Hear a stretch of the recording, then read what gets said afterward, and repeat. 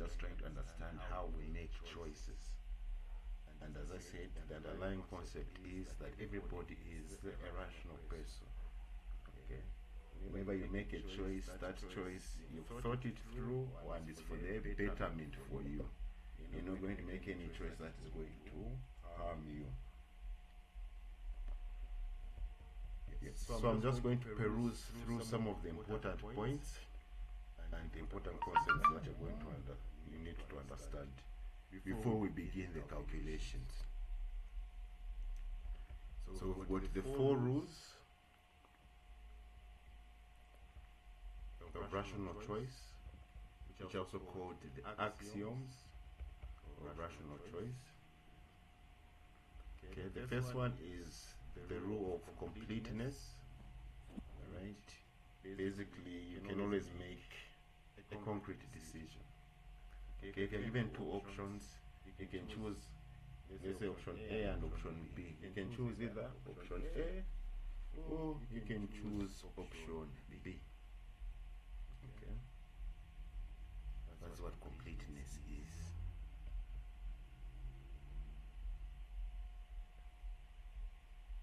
Okay, simple example: if you're hungry, you can say, okay, do I want chicken and chips or do I want a shrimp?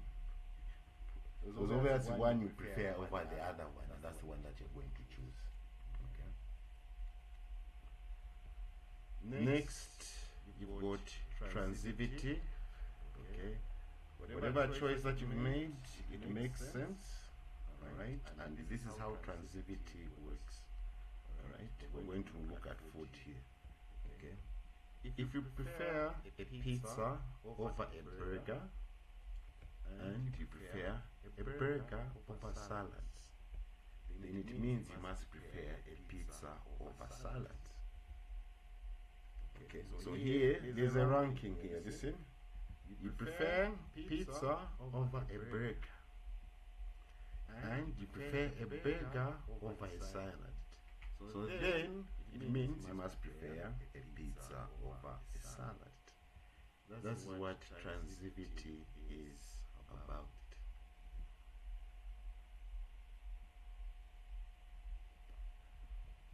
The third rule, which is continuity. Okay. Small or minor changes cannot make you change your decision. Okay. So for example, if you prefer 5 slices of pizza to 1 burger, then you would also prefer 4 slices of pizza to 1 burger.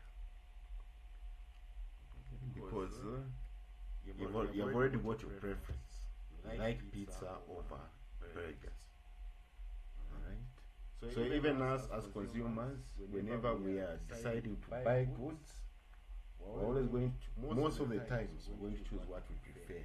Unless your budget is not on your side, then at that point you don't have a choice.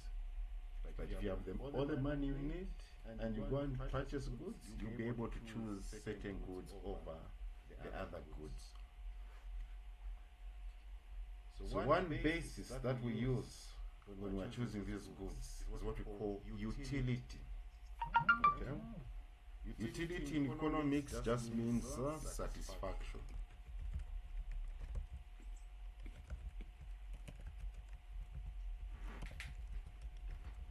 Okay? And how we measure satisfaction? Utils. Okay? That's what utility is.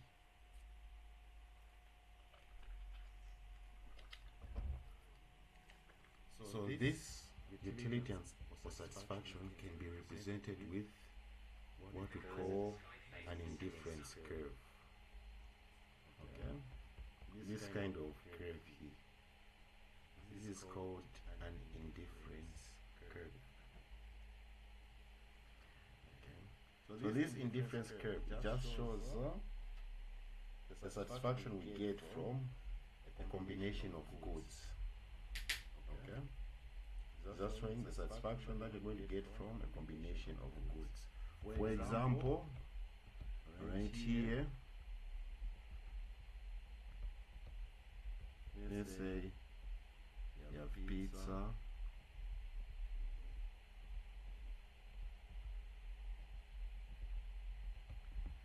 Let's say here you have shima.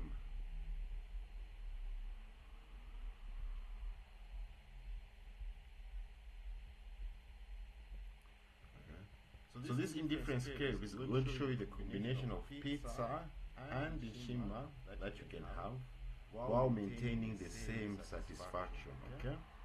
Meaning, for example, if you have point A here,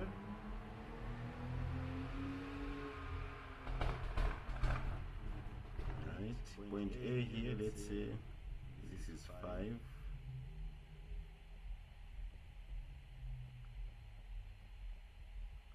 Let's say this is 2. Okay, let me put chicken because shima you need to eat it with something else. Let me put chicken here.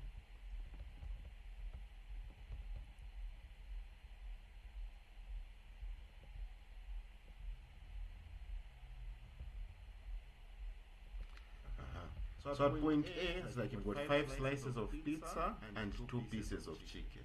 Okay? And let's say you have point C here. Point C here, let's say you have 2 slices of pizza and 4 pieces of chicken.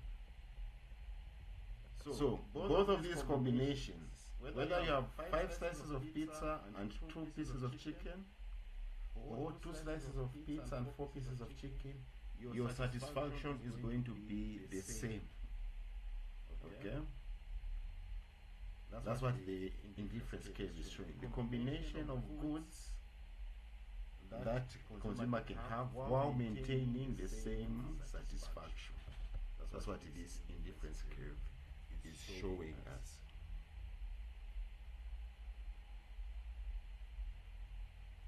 Okay. So these some of the properties of an indifference curve that you must be aware of. Okay. They are sloped downwards, as you can see here. It goes like this, so meaning the slope, okay, is going down. Why? Because if you get more of one good, you need to get less of another good to stay equally happy. So in our example there, okay, where we had pizza and chicken, to get more chicken, you have to give up less and less pizza. Okay, as it says here, if you want to get more of one good, you want to get more chicken.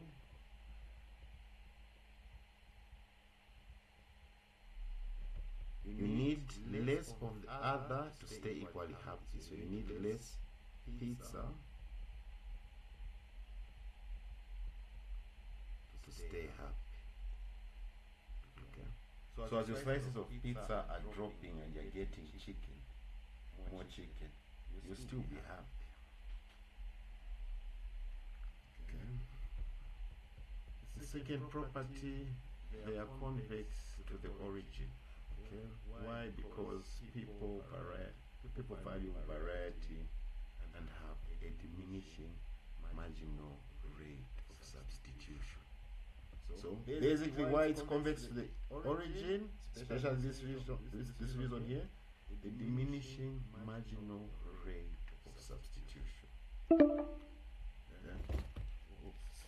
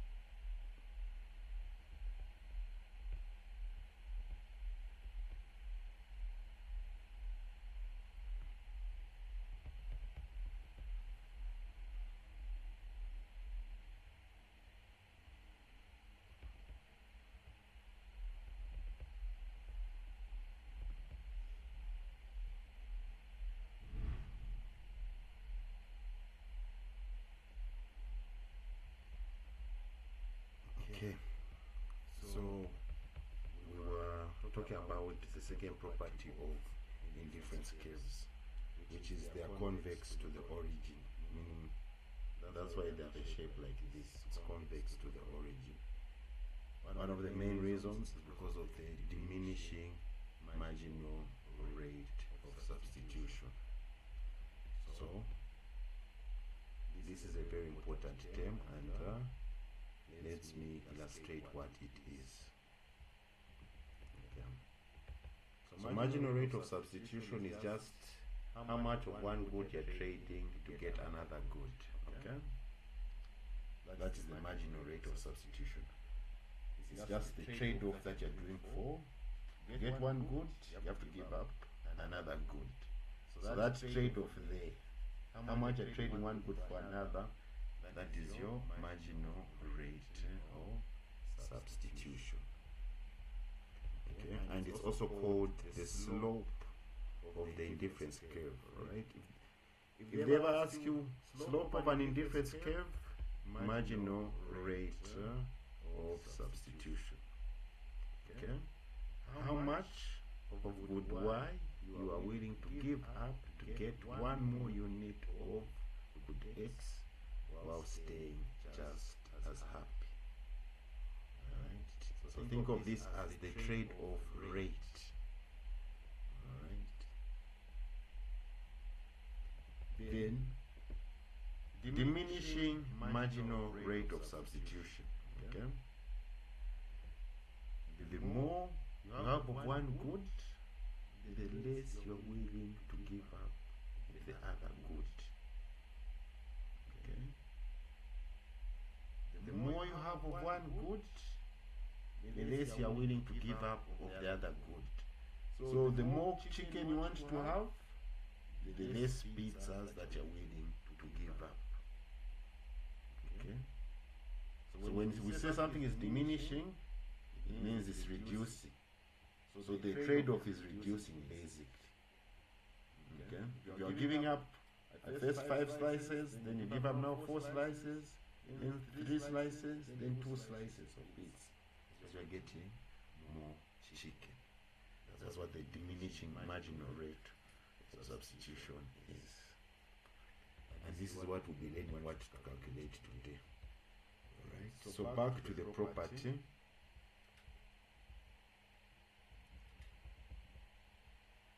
This is why the indifference curves are convex to the origin, because of the diminishing marginal rate of substitution.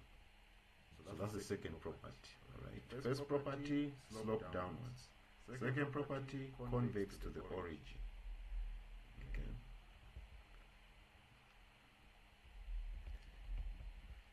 Third property, higher indifference curves represent higher utility. They represent more satisfaction. So as you can see here, we have got this indifference curve, U1, the second one, U2, and this third one, U3. So you have more satisfaction on this curve here for U3 than on U1. Okay? And you have more satisfaction on curve U2 than on U1, but less than U3. Okay. So the higher the indifference curve, the higher the satisfaction. As you can see here, increasing utility.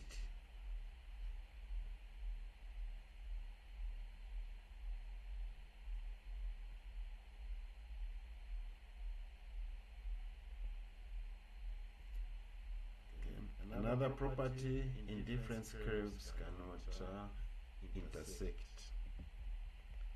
It would break the rule of transitivity. Okay, so you read these notes there. Yes. So basically, yes, those are the major properties. Okay, they do not intersect. Higher indifference curves represent higher utility, convex to the origin, and they slope downwards. Okay, these are the major properties you need to remember. And what marginal rate of substitution is, the trade-off rate, and then the diminishing diminishing marginal rate of substitution, the trade-off rate is lowering to get more of one good. Okay? The trade-off rate is decreasing as you are getting more of one good. Okay? That's the diminishing marginal rate of substitution.